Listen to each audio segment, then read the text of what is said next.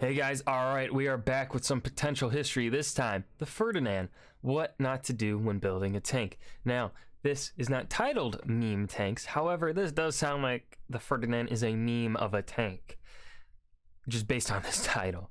And I'm guessing because it's titled Ferdinand, I'm going to guess that this is a World War I Austrian-Hungarian tank. That is about all my knowledge on this topic. Let's go ahead and just dive right into the video and see what we learn. You know I love me some potential history. Hi, my name's Johnny, and today we're going to talk about the Ferdinand Tank Destroyer.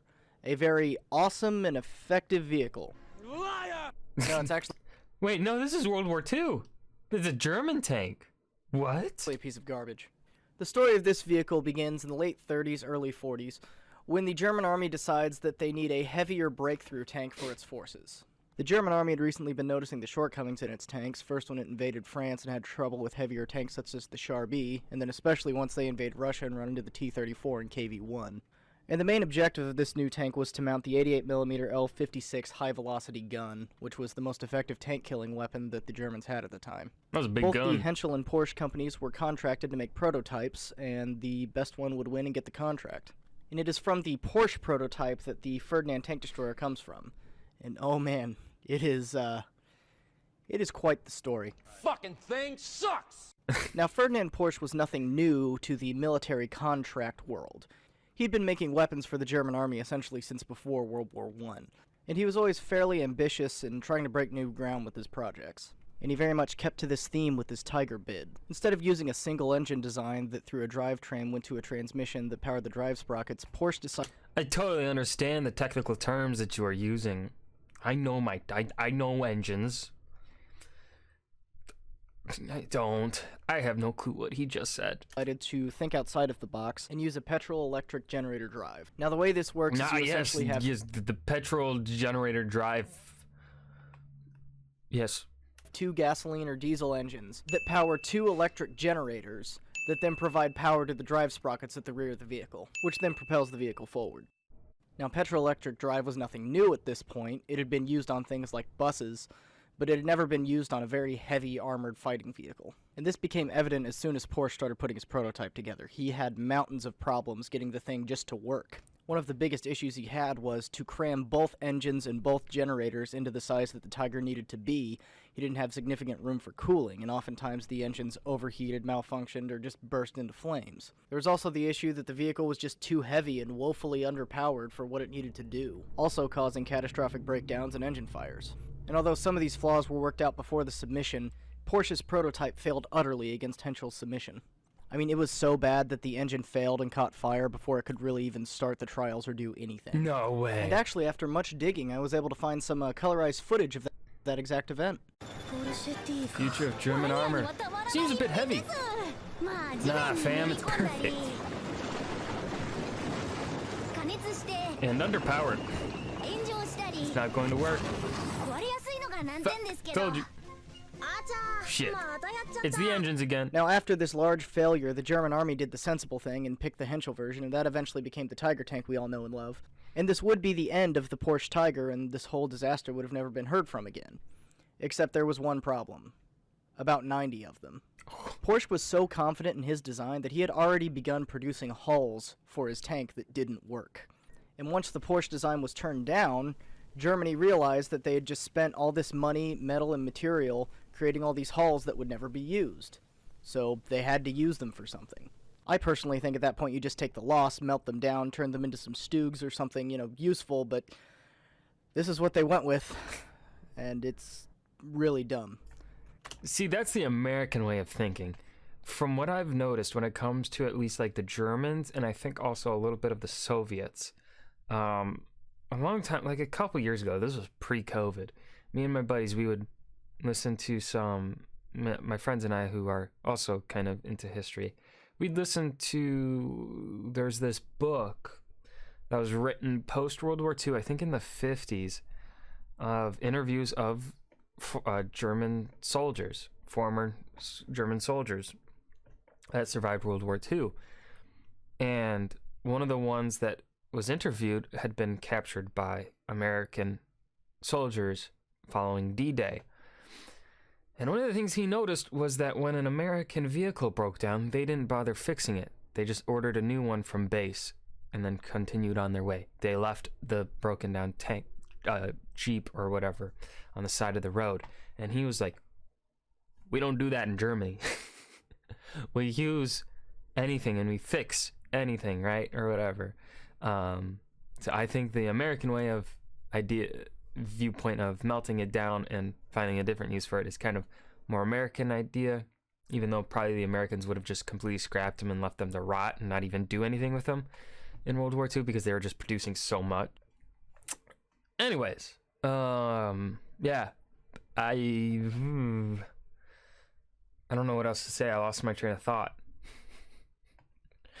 Yeah, the Germans, and I don't think the Soviets would have let stuff like that sit around. They probably would have found a use for it.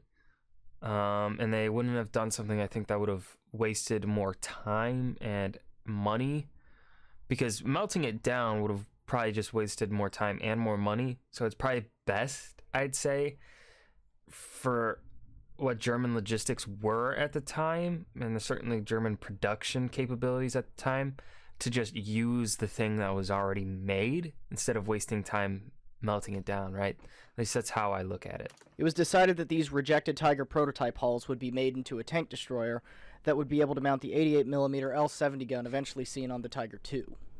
To do this, a large superstructure for the gun was made that would be welded onto the back of the hull to make room for the additional loader and the large gun that was going to be there. Because of that, they had to take the engines and move them to the front of the vehicle because there wasn't any space for them in the back anymore, and along with this came a few upgrades in armor thickness. In the course of putting all these upgrades on, though, they increased the weight from around 59 tons to a little over 65 tons. Holy Now, shit. this doesn't seem like too much in the realm of super heavy vehicles, but this thing failed as the Tiger prototype due to its engines being overstressed by weight already. By adding all that tonnage on, you're just asking for more problems. Once it was all said and done, about 90 Ferdinands had been created, along with one command tank that sported the Henschel turret, like the original prototype, and a couple recovery vehicles. The vehicles were assigned to Tank Destroyer Battalions 653 and 654, with 45 vehicles in each unit respectively, and were shipped off to the Eastern Front to take place in Operation Citadel.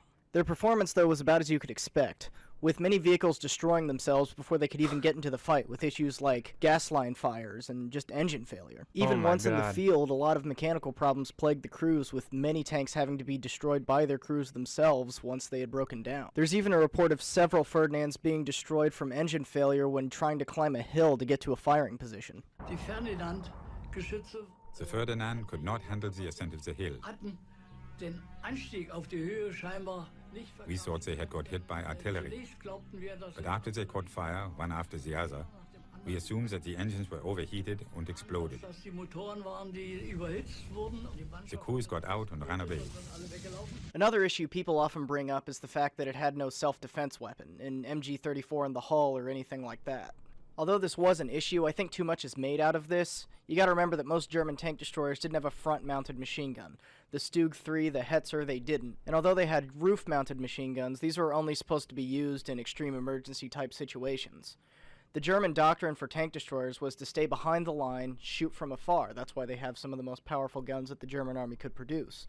I think it's only at Kursk where you have this really weird sort of amalgamation of things, of tanks getting so close to each other and infantry being everywhere and just two lines completely smashing on top of each other, that you have the issue of infantry overtaking your tank. Because that didn't always happen a lot. And it oftentimes won't go very well.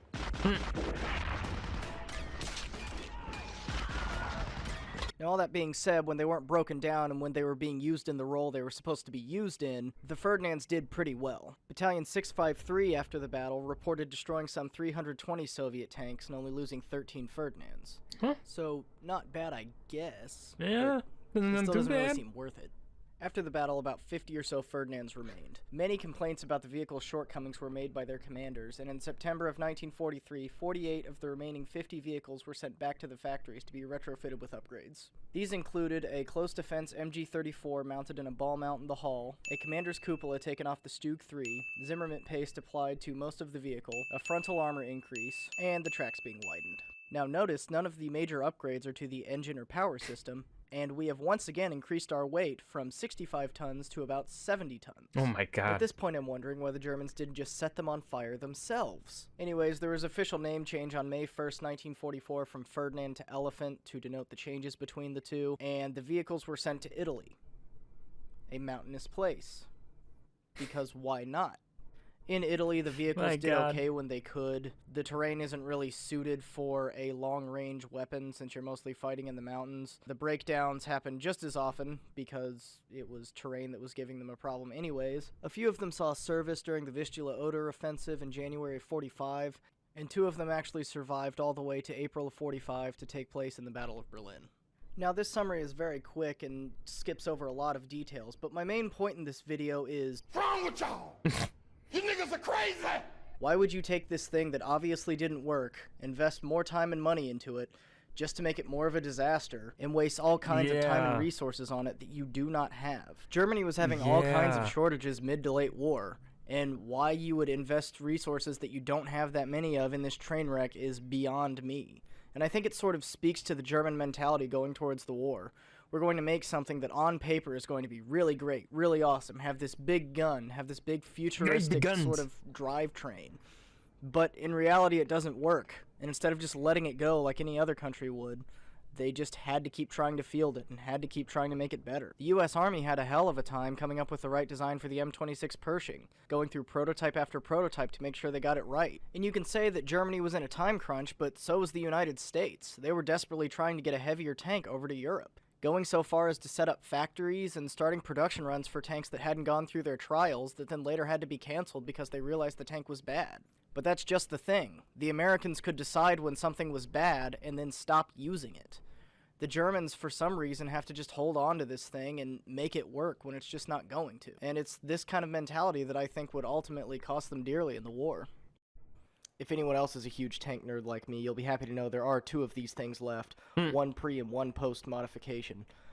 The pre-modification Ferdinand is currently at the Kublinka Tank Museum in Moscow, Russia, and the post-modification example was captured by the Americans in Italy and currently resides in the Tank Museum in England, but lives in Fort Benning, Georgia, and we'll go back there in a few years. I love you, Potential History. I love you. You make good content. I love you. The Ferdinand, what not to do when building a tank. What absolutely not to do when building a tank.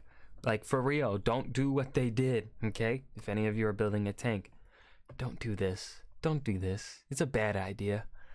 Yeah. Kind of this, I think this, based on the age of this video, I think this might have been a before he settled, like, on the name meme tanks, is what I get. Just because this style felt a little bit older for him. Because I know this video is, like, 2 years old. So I think it might be before meme tanks. But the Ferdinand is certainly a fucking meme. And it's a tank, I guess. It doesn't work, but it's classified as a tank. So it's a meme tank. Stamp of approval. That was the Ferdinand by Potential History. I hope you guys enjoyed. Remember to hit that like button and subscribe for more. And I will see you guys in the next video. Remember to leave a suggestion down below for what you're going to see. Remember to leave a suggestion down below for what you want to see me react to next. And I will see you guys in the next video. Peace.